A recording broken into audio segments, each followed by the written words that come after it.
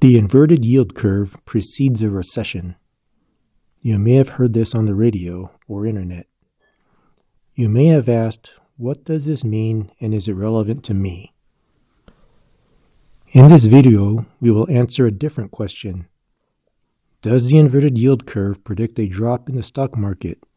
And what does this mean for what's happening in the market right now? Let's take a look. These three plots showed a historical record of the stock market and yield curve from 1990 to 2025. The top plot shows three different stock market indices. These indices sum several stock prices to smooth out the noise that individual stock prices have. There's the Standard & Poor's 500, or S&P 500, which tracks 500 stocks. And there's a Dow Jones Industrial Average, which tracks 30 stocks.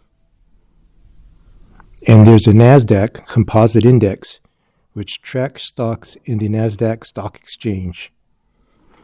If you are employed in a company which provides retirement benefits, like 401k, then you probably have a lot of your retirement savings in funds which track stocks. Drops in the stock market reduce your retirement income, and gains in the stock market increase your retirement income. The bottom plot shows the interest rate for two different Treasury securities. There's a 6-month Treasury bill and the 10-year Treasury note. Treasury securities are how the government borrows money. The government sells the security to a buyer, and then at the maturity date, the government owes the buyer the cost of the security plus the interest earned, for a profit to the buyer and a loss to the government. Normally, a security with a longer maturity date has a higher interest rate than a security with a shorter maturity date.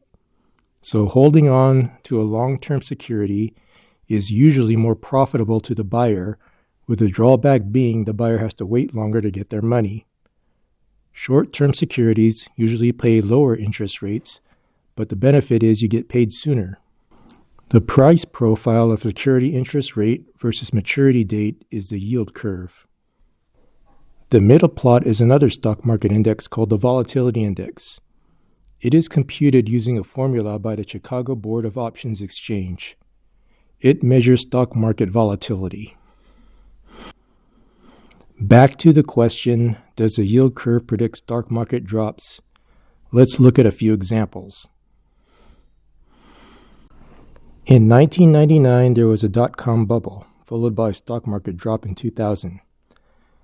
Comparing the prices of short-term Treasury securities versus long-term Treasury securities, we see short-term securities having higher interest rates than long-term securities both before, in 1998, and after the market drop. These are periods of inverted yield curves, which preceded and coincided with a market drop. In 2008, there was a subprime mortgage crisis, which saw a drop in the stock market at the end of 2008. Preceding this, starting in 2006, the interest rates for short-term Treasury securities grew until they were higher than long-term securities. So the inverted yield curve preceded the market drop. In 2020, there was the COVID pandemic, which caused a market drop in that year.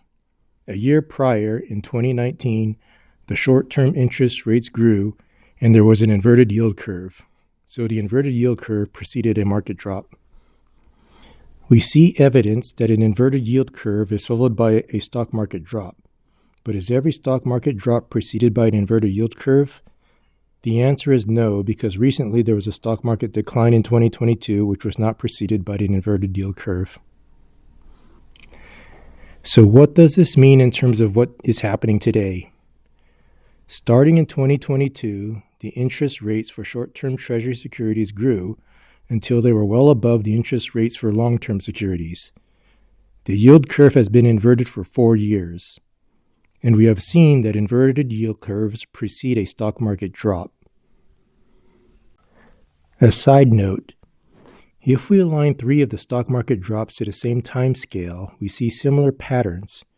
We see a rise in short-term security interest rates, then we see a stock market drop. This also coincides with a spike in the volatility index. The stock market and volatility index are related by a negative relationship.